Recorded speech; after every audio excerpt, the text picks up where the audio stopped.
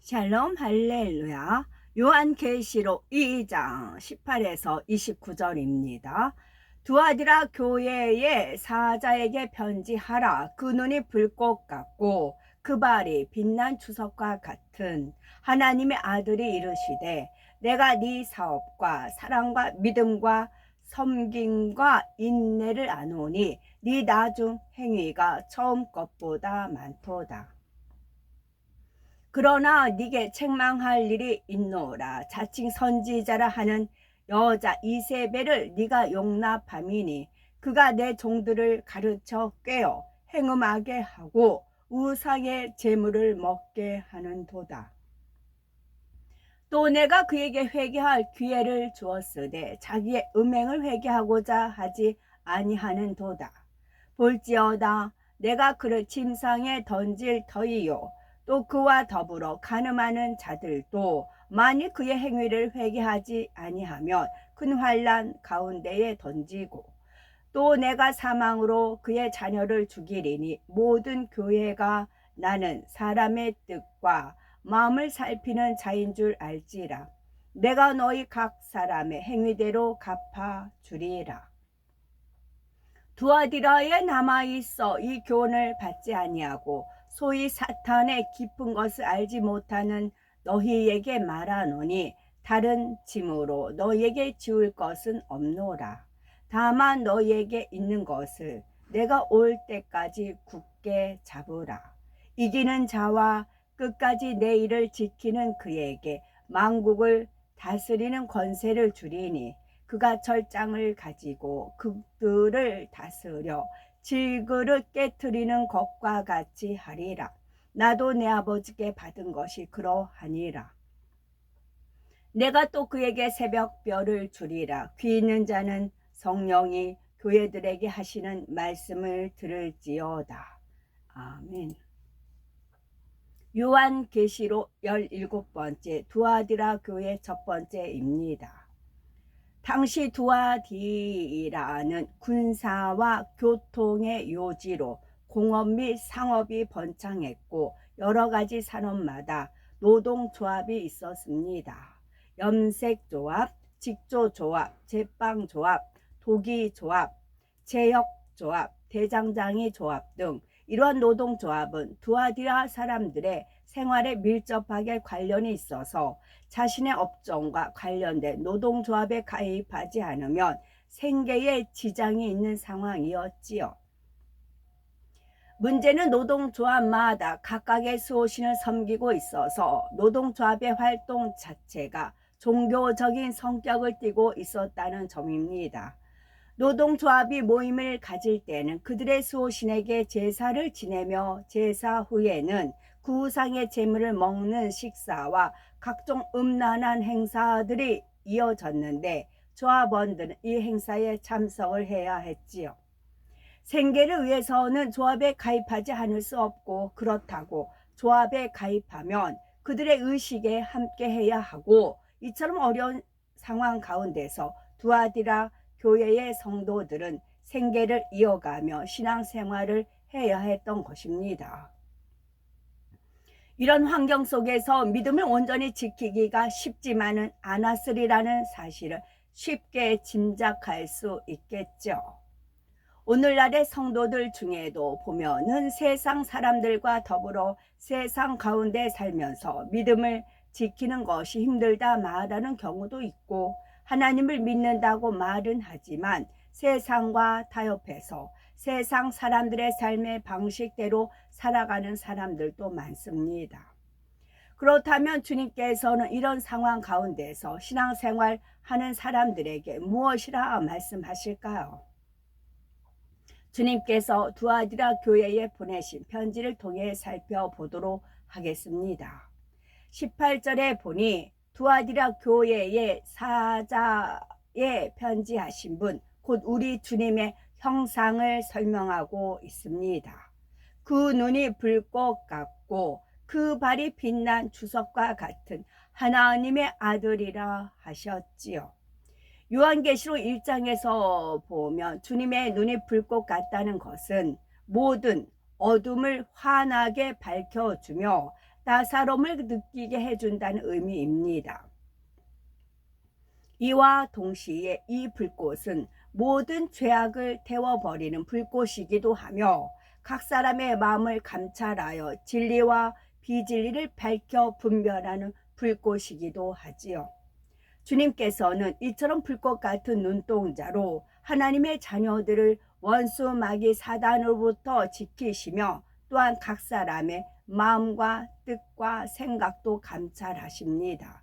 23절에 나는 사람의 뜻과 마음을 살피는 자인 줄 알지라. 내가 너희 각 사람의 행위대로 갚아주리라 하신 말씀처럼 모든 것을 감찰하시고 심판하시는 주님은 작은 것 하나라도 놓치지 않으시며 한치의 실수도 없이 정확하신 분이십니다. 이러한 주님을 가르켜 그 눈이 불꽃 같다 말씀하시는 것이지요.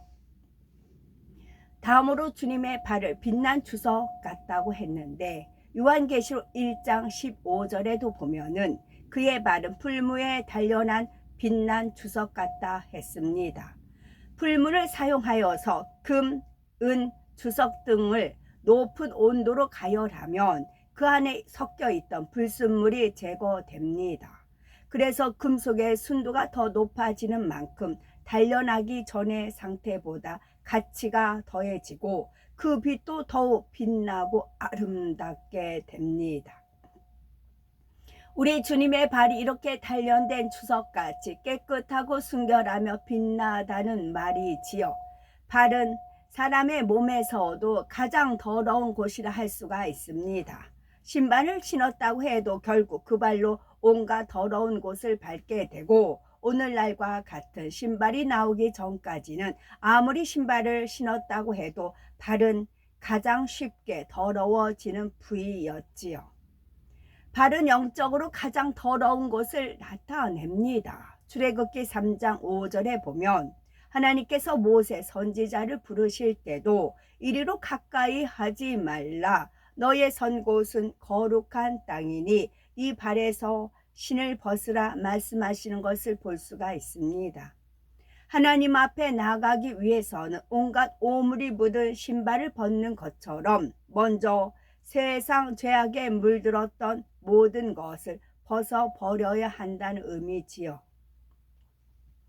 물론 모든 죄는 마음에서부터 나오는 것이며 제일 더러운 것은 결국은 마음이지만 성경에서는 우리가 이해하기 쉽도록 육적으로 제일 더러워지기 쉬운 말에 비유하여 표현하신 것입니다. 사람에게 있어서 발은 이렇게 더러워지기 쉬운 부분이지만 온전하시고 거룩하신 우리 주님께서는 발조차도 빛난 조석과 같이 깨끗하며 순결하시다는 사실입니다. 두아디라 교회의 성도들에게 우리 주님의 모습을 이처럼 눈이 불꽃 같고 발이 빛난 주석 같다 말씀하고 계신 것은 그들에게 우리 주님의 영광과 위엄이 어떠하신지를 다시 한번 깨우쳐 주시려는 것입니다. 하나님의 아들로서 만물을 심판하시며 지극히 거룩하고 영화로우신 주님께서는 전지전능하신 창조주 하나님과 근본 하나이십니다. 사람을 비롯한 어떤 피조물이나 사람이 만들어낸 어떤 우상과는 비교도 할 수 없는 지극한 영광을 가진 분이시지요. 바로 불꽃 같은 눈과 빛난 주석 같은 발을 가지신 주님의 모습을 통해 이처럼 영광스럽고 어미하신 주님을 표현한 것이며 따라서 우리가 경배하고 섬겨야 할 분도 오직 주님뿐임을 말씀하고 있다는 사실입니다. 19절에 주님께서는 칭찬의 말씀을 하십니다. 내가 네 사업과 사랑과 믿음과 섬김과 인내를 아노니 네 나중 행위가 처음 것보다 많도다 하셨지요.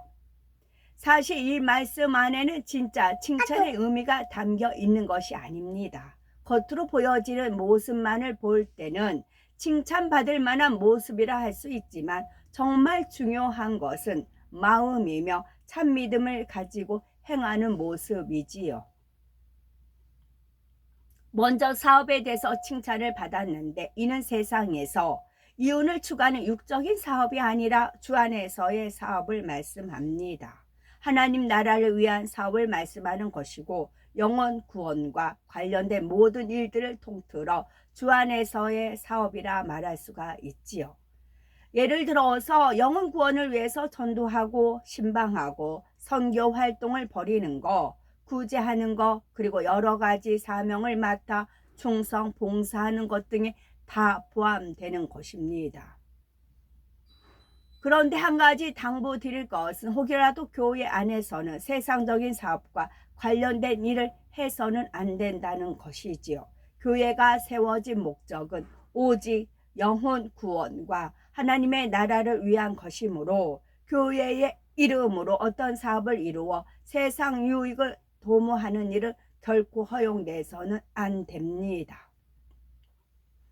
겉으로는 하나님의 나라를 위한다는 명목으로 이런저런 사업을 벌이는 사람도 있지만 대부분의 그 속에 감추어진 진짜 목적은 자기 개인의 유익을 위한 것이기에 교회 안에서의 세상과 관련된 사업이 있어서는 안 됩니다. 뿐만 아니라 교회 안에서는 세상의 사업에 관한 대화를 하는 것조차 하나님께서 기뻐하지 않으십니다. 그러므로 교회 안에서는 오직 하나님의 나라를 위한 영적인 사업에만 열심을 내야 되겠죠. 다음으로 두아디라 교회에는 사랑이 있었습니다. 요한일서 4장 7절에서 8절에 사랑하는 자들아 우리가 서로 사랑하자. 사랑은 하나님께 속한 것이니 사랑하는 자마다 하나님께로서 나서 하나님을 알고 사랑하지 아니하는 자는 하나님을 알지 못하나니 이는 하나님은 사랑이심이라 말씀한 대로 우리가 서로 사랑하는 것이 하나님의 뜻이요 우리에게 주신 새 계명입니다. 주 안에서는 당연히 사랑이 있어야 하되 변함이 없는 사랑, 주님께서 보여주신 사랑, 이러한 사랑이 영적인 사랑으로서 참 사랑이며 이런 사랑을 행하는 사람만이 하나님께 속한 것이지요. 두아디라 교회는 성도 간에 이처럼 영적인 사랑을 나누었던 것입니다. 두아디라 교회는 믿음이 있었습니다. 믿음은 곧 진실과도 직결되는데 사람의 마음이 거짓되면 다른 사람이 진실을 말해도 잘 믿을 수가 없고 매사에 의심하게 되지요. 자신의 마음에 진실이 있을 때라야 상대의 진실도 알아볼 수가 있고 믿어줄 수가 있습니다. 신앙 안에서도 이와 마찬가지입니다. 내 안에 진실이 임한 만큼 진리인 하나님의 말씀도 믿을 수가 있는 것이지요. 히브리서 10장 22절에 참 마음과 온전한 믿음으로 하나님께 나아가자라는 말씀처럼 참 마음일 때 온전한 믿음도 임한다는 사실입니다. 두아디라 교회에는 또한 섬김이 있었습니다. 우리 예수님께서는 근본 하나님의 본체이시나 하나님과 동등됨을 취하고자 하지 않으셨지요. 오히려 피조물인 사람들과 같이 종의 형체를 입으셨습니다. 마가복음 10장 45절에 인자에 온 것은 섬김을 받으려 함이 아니라 도리어 섬기려 하고 자기 목숨을 많은 사람의 대속물로 주려 함이니라 말씀한 대로 예수님께서는 우리에게 섬김을 받기 위함이 아니요 우리를 섬기기 위해서 오셨다는 사실입니다. 요한복음 13장 14, 15절을 보면 내가 주와 또는 선생이 되어 너희 발을 씻겼으니 너희도 서로 발을 씻기는 것이 옳으니라. 내가 너에게 행한 것 같이 너희도 행하게 하려 하여 본을 보였노라 하셨습니다. 따라서 우리 하나님의 자녀들도 주님을 본받아 열심히 서로 섬겨야지요. 하나님을 첫째로 사랑하고 섬기는 것은 너무나 당연한 것이고 이와 더불어 성도 간의 섬김 또한 중요합니다. 그런데 하나님께서 원하시는 섬김은 어떤 상황에서든지 또는 어떤 사람에게든지 마음 중심에서 나오는 섬김이어야 합니다. 내가 존중받기 위해 겸손한 척하거나 상대를 겉으로만 섬기는 것이 아니라 진정으로 마음 자체를 낮은 곳에 두고 모든 사람을 나보다 낮게 여기는 것이 진정한 섬김입니다. 이렇게 중심에서 섬기는 사람은 결국 자기 자신도 주변 사람들로부터 진심 어린 존중과 섬김을 받게 됩니다.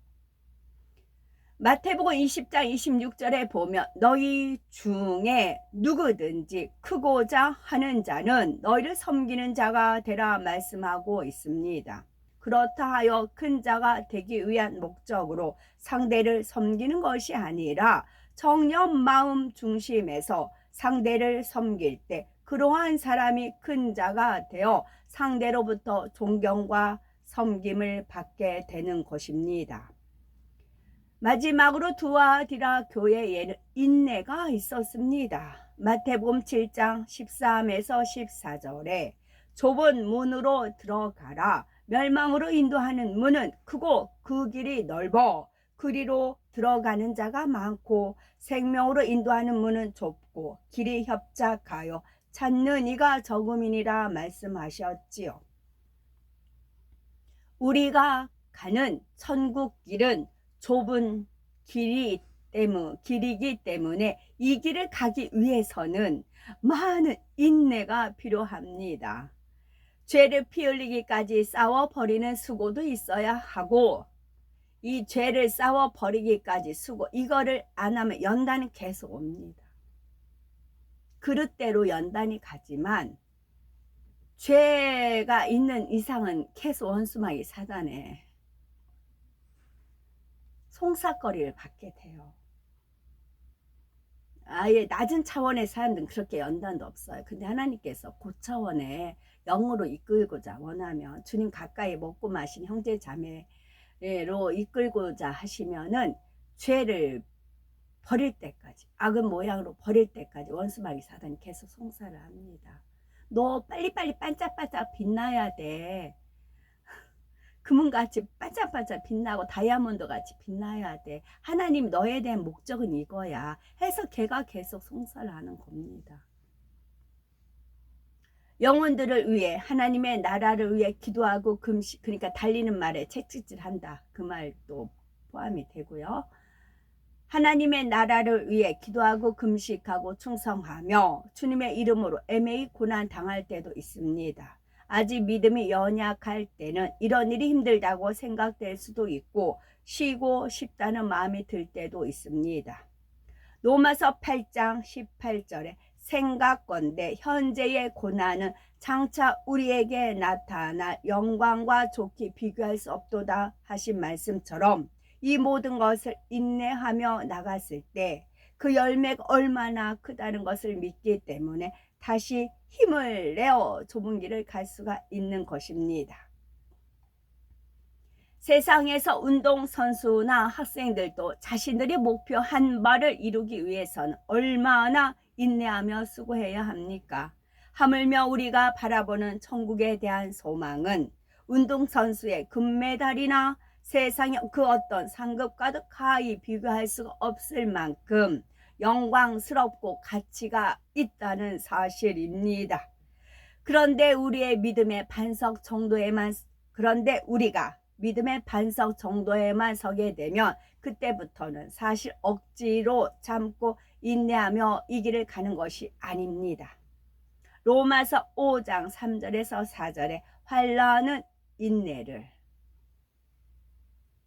환난은 환난을 켰어요. 그럼 환난은 인내로 이겨야 돼요. 인내를 하다 보면은 이게 인내를 계속 하다 보면 연단이 또 따릅니다. 인내가 이르면 연단이 또 따릅니다. 인내는 연단을 받다 보면은 이제 소망을 이루는 겁니다. 결론은 소망이에요.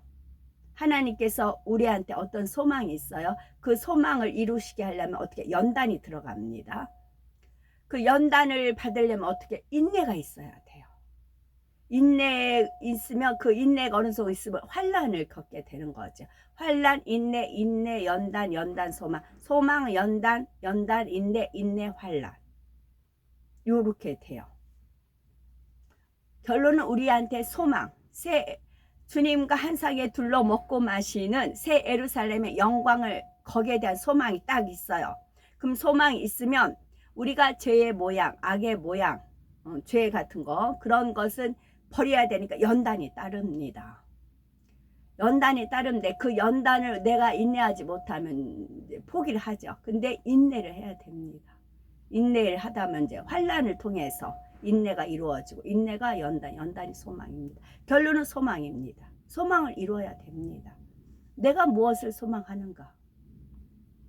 그동안 열심히 신앙생활하며 많은 인내를 쌓아온 만큼 이제는 마음속에 소망이 확고하게 자리 잡고 있으므로 어떤 상황에서도 기쁨과 감사가 넘치며 평안한 마음으로 천국을 향한 길을 갈 수가 있는 것입니다. 우리가 이 땅에서는 갑부가 아닌 이상 별장도 몇 채 있는 것도 아니고, 해저 바닷가에 집이 있는 것도 아니고, 우주에 집이 있는 것도 아니고 그러잖아요.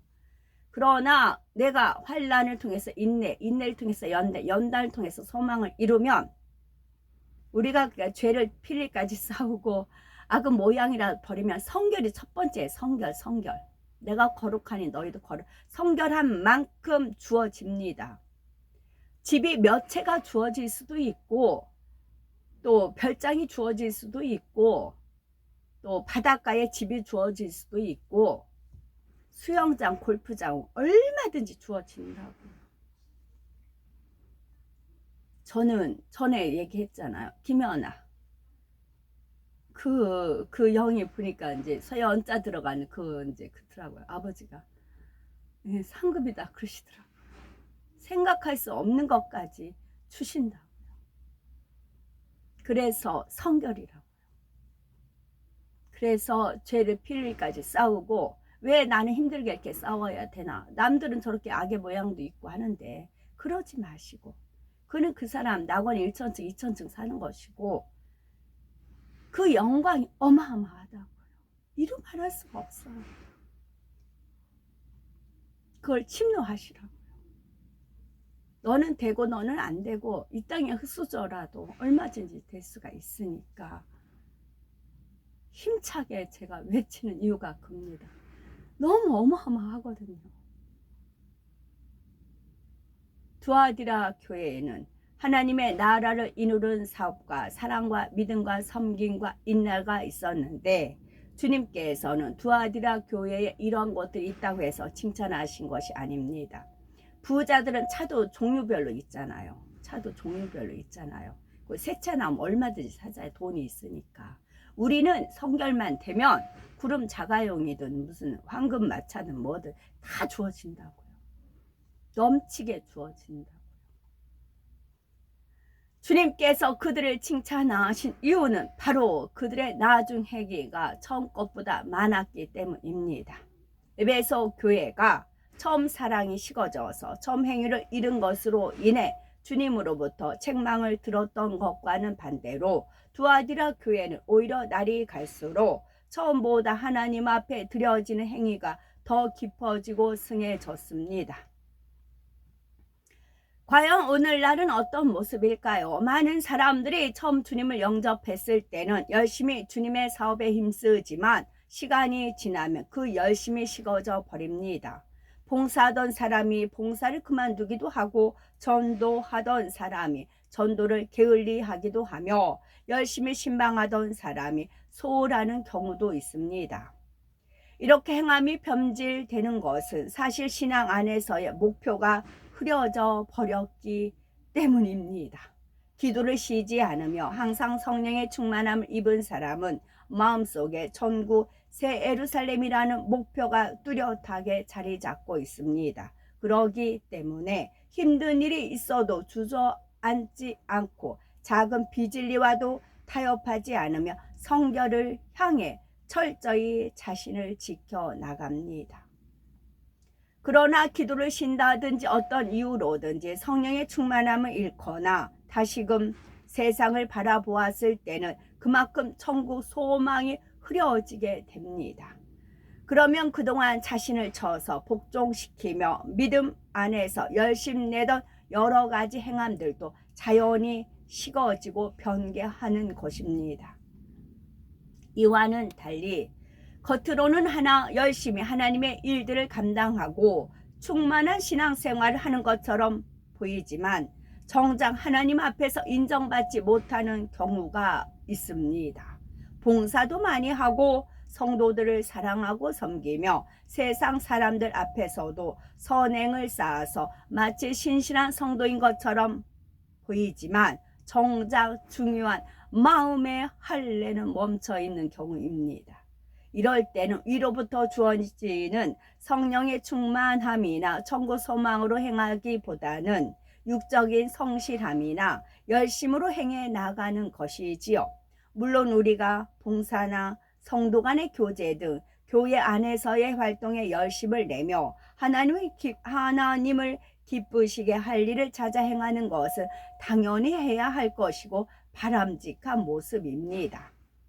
이와 함께 더 중요한 것은 마음 중심에서 하나님의 은혜와 능력을 구하며 날마다 더 영으로 변화되어 가는 것입니다. 그럴 때 우리의 봉사와 헌신과 수고가 참 믿음으로 행하는 것이 되지요. 이렇게 믿음으로 행하는 것이 아니고 영적으로는 정체되어 있으면서 단지 겉으로 보여지는 행함만 가지고 나는 이렇게 충성하고 있으니까, 나는 이렇게 사명을 감당하고 있으니까 하면서 스스로 위안 삼고자 해서는 안 된다는 사실입니다. 행함이 없는 믿음은 죽은 믿음이지만 믿음이 없이 행함만 있는 것도 의미가 없습니다.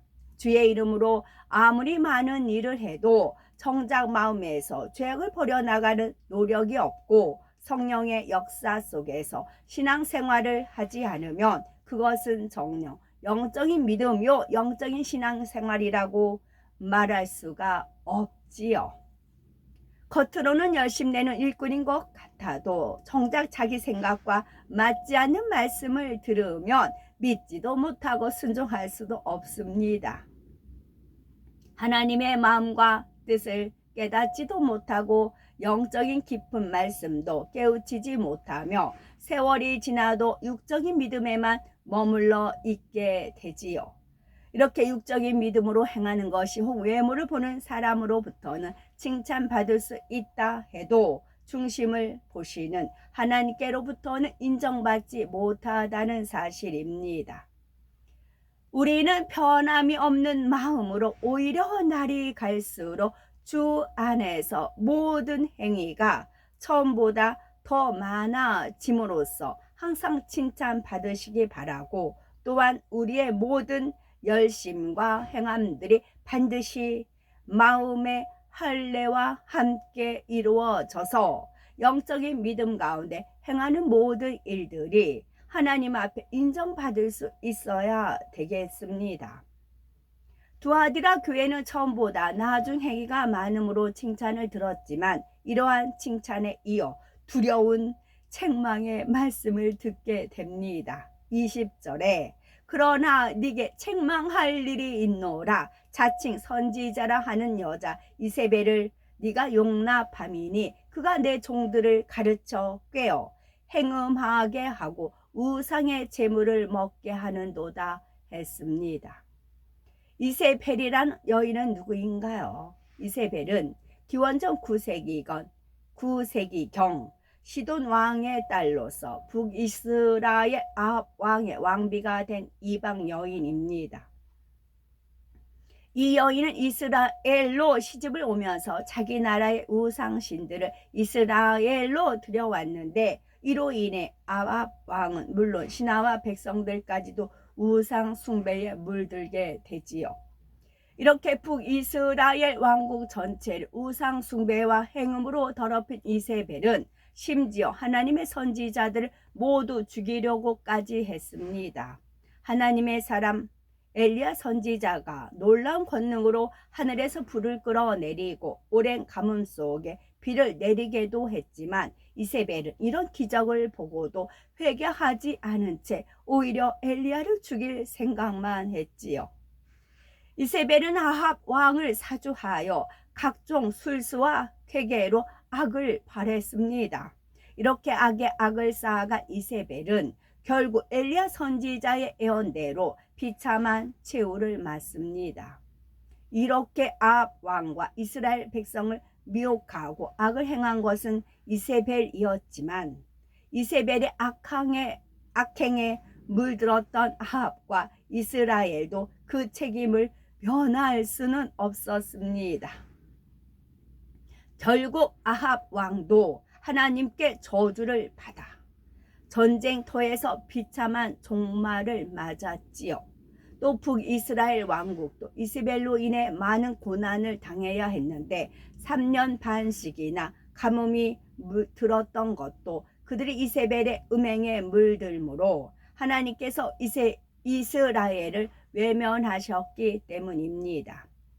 두아디라 교회도 이러한 이세벨과 같은 악의 근원을 교회 안에 용납함으로 죄악에 물들어 가고 있었던 것이지요. 그러면 두아디라 교회가 이세벨을 용납하여 악에 물들었다는 것은 어떠한 의미인지, 그리고 그들이 주님으로부터 어떠한 경고의 말씀을 들었는지요. 고린도후서 6장 14에서 16절에 너희는 믿지 않는 자와 멍에를 같이 하지 말라. 의와 불법이 어찌 함께하며 빛과 어둠이 어찌 사귀며 그리스도와 베리알이 어찌 조화되며 믿는 자와 믿지 않는 자가 어찌 상관하며 하나님의 성전과 우상이 어찌 일치가 되리요.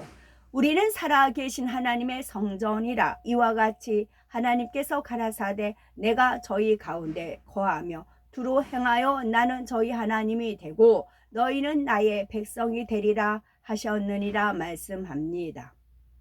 이 밖에도 성경 곳곳에 보면 하나님께서는 하나님의 자녀들이 악인과 연합하면 안 된다고 누누이 경계하고 계시지요. 더욱이 교회 안에 세상 풍조를 끌어들이는 일이나 비진리로 성도들을 미혹하는 일들은 결코 용납해서는 안 되는 것입니다. 성도 개인의 삶에 있어서도 결혼이든 사업이든 어떤 면에서든지 하나님을 대적하는 사람과 연합하게 되면 그만큼 자신에게도 시험과 환난의 연단이 따릅니다. 아무리 열심을 낸다 해도 우리와 연결된 사람이 하나님의 뜻과 반대로 가는 사람이라면 자칫 우리의 믿음도 회방을 받으며 세상의 미혹에 물들어 갈 수가 있기 때문이지요. 두 마리의 소가 멍에를 같이 할 때 한 마리가 딴 길로 가거나 게으름을 피우게 되면 다른 한 소가 아무리 열심히 일하려고 해도 원하는 쪽으로 나갈 수가 없는 것입니다. 마찬가지로 하나님 앞에 합당하지 않은 사람들과 자기 자신을 묶어두게 되면 그만큼 자신의 영혼이 잘 되는 것에 지장을 받고 축복을 받는 데에도 걸림돌이 되는 것입니다. 직장에서나 가정에서나 주를 믿지 않는 사람들을 무조건 배척하라는 의미가 아니지만 혹여 이세벨과 같은 사람을 받아들이고 그들과 연합하는 누를 범해서는 안 되지요. 이스라엘의 아합 왕이 이세벨을 아내로 맞아들이지만 않았어도 아합 왕과 이스라엘 백성들은 그처럼 어려움과 재앙을 당하지 않을 수 있었을 것입니다.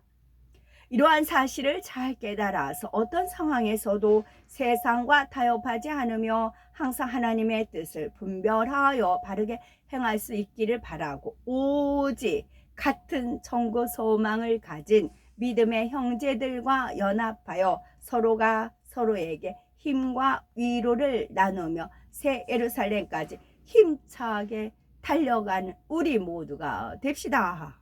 아멘.